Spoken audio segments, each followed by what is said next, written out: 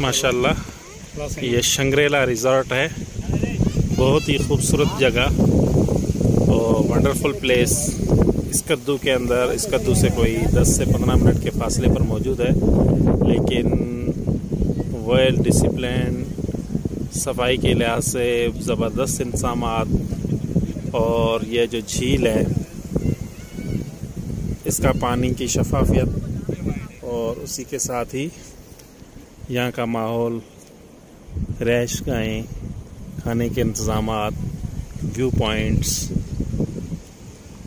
और क्लास की चीज़ें बनाई हुई हैं माशाल्लाह।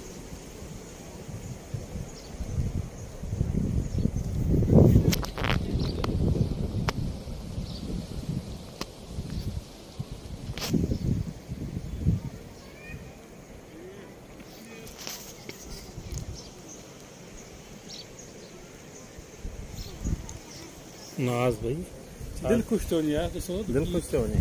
कीअं मैनेज कयल शइ। नवाज़ तव्हांखे ॿुधाईंदो त छा पियो महसूस करे, कीअं पियो लॻे? ॾाढो ज़बरदस्त आहे।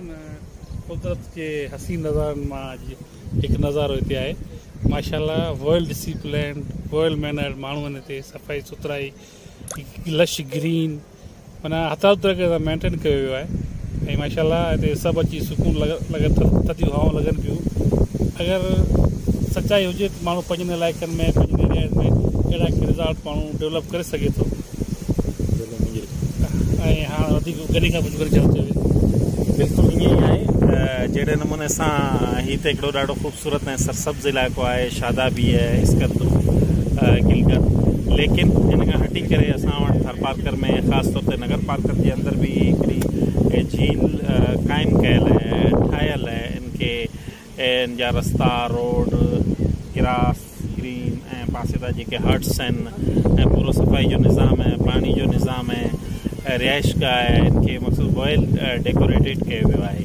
त इहो मुमकिन आहिनि। इन जे मुताबिक़ ई असां वटि जेको सॼी पहाड़ आहे, सेम जस्ट लाइक असां वटि कारूंजर पहाड़ मौजूदु आहे, त उते असां इन नमूने जी जेको सो तफ़री मक़ाम करे सघूं था। यकीनन हिकिड़ो वॾो मनसूबो आहे जेको लखनि ऐं करोड़नि जो बि न, हिकु अरब जे क़रीब लाॻत जो कोई मनसूबो आहे।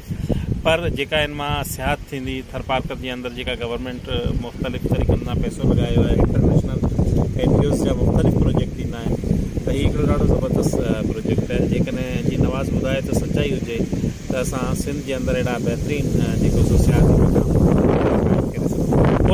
गॾी ॾिसो न, ॻाल्हि इहा आहे त तव्हां ॾिसो सॼो जबलनि जे अंदरि वेठो पियो आहे, चोतरफ़ जबल आहिनि, हिकिड़ो आर्टिफिशियल नमूने सां सॼो मैनेज कयो आहे। या जिते विल आहे, जिते नियत आहे कमु करण जी, उते कमु थिए थो। अगरि असां वटि बि इन तरीक़े सां सिंध गवर्नमेंट जेके करोड़ रुपया स्कीमनि ते ख़र्च करे थी, हू ठाहियो, बजाए जो उन हिकिड़ी स्कीमनि ते अहिड़े क़िस्म जो हिकिड़ो जज़ीरो ठाहे छॾे, या अहिड़े क़िस्म जी हिकिड़ी रिज़ॉर्ट ठाहे छॾे, जंहिंसां उते जी पब्लिक खे, माण्हुनि खे बि आइडियाज़ मिलनि। तव्हांजो छा करणु खपे, कीअं, कहिड़े हिसाब मूं जीअं हिकिड़ो ॿुधायो त साॻी नमूने सां असां वटि जेके सुठा सियाहती मक़ाम आहे, सुठो सियाहती मक़ाम आहे, नगर पार्कर आहे, जी गवर्नमेंट उते रेस्ट हाउस त ठाहिया आहिनि, पर रेस्ट हाउस ताईं आम हिकिड़ी रीच कोन्हे। उन्हनि खे हिकिड़ो पॉलिटिकली तौर ते उन्हनि ते अजारादारी आहे। जेकॾहिं का सीज़न हूंदी आहे त उनजे अंदरि बुकिंग बिराए नाम हूंदी आहे, पर उनजी बुकिंग न कई वेंदी आहे, यारी बाशी सभु इहे चवंदा आहिनि। पर हिते उहे मक़ामात आम आहिनि, त उन्हनि जा रेट वॾा रखिया वञनि। हिकिड़ी अलॻि शइ कैटेगराइज़ कयो वियो आहे त तक़रीबन 4000 खां वठी 40000 ताईं बि रूम मौजूदु आहे, कंहिंजी पंहिंजी चॉइस आहे। हुते इहा चॉइस कोन्हे। हिते तव्हांजे लाइ तफ़री लाइ ठाहिया विया आहिनि। असां वटि गेस्ट हाउस ठहियल, रेस्ट हाउस जेके उते का अहिड़ी क़िस्म का शइ कान्हे, सफ़ाई कोन्हे, मैनेज नथा थियनि, ऐं तफ़री मक़ाम त ईअं ई आहिनि, लावारिस आहिनि। मक़सदु उनजो हिते गवर्नमेंट या जेका इंतिज़ामिया उहे मक़ामात खे पंहिंजो सम्झे थी।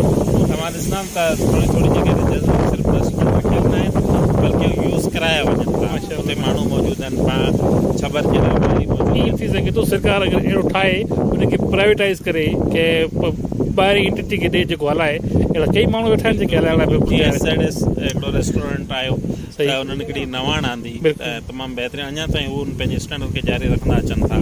इन नमूने सां जेकॾहिं कंपनीज़ खे गवर्नमेंट इन करे इंट्रस्ट वठे, छो त गवर्नमेंट उहो ई असां वटि कमु करे पई, जंहिंजे अंदरि हिकिड़ो पॉलिटिकली इन्वॉल्वमेंट आहे, ठेकेदारी आहे, उहो आहे, जेकॾहिं ज़ाती तौर ते कोशिशूं वरितियूं वञनि ऐं माण्हुनि जे लाइ सोचियो वञे ऐं पब्लिक जे अंदरि जेके माण्हू आहिनि उहे बि आइडियाज़ पेश कनि त यकीनन असांजो इलाइक़ो बि कंहिं जन्नत नज़ीर वादियुनि हिकिड़ी शइ बि तव्हांखे यादि ॾियां न त recently Sindh government tourism department थोरो ॾेखारियुमि सही हा रिसेंटली सिंध टूरिज़म डिपार्टमेंट का पब्लिक प्राइवेट पार्टनरशिप तहत का टूरिज़म जे लाइ का कॉल कई आहे प्रपोजल्स कॉल कया आहिनि आई डोंट नो हुन में कहिड़े क़िस्म जे प्रपोजल्स में मैंशन कया अथव अगरि इन क़िस्म जो को मॉडल खणी अची नगर में पब्लिक प्राइवेट पार्टनरशिप तहत ठाहिनि था जंहिंमें 60-40 हूंदो आहे बैंक लोन बि हूंदा आहिनि उन क़िस्म जो अगरि गवर्नमेंट उहो अडॉप्ट कराए त अहिड़े क़िस्म जो ठही सघे थो बिल्कुलु ज़बरदस्त माशाअल्लाह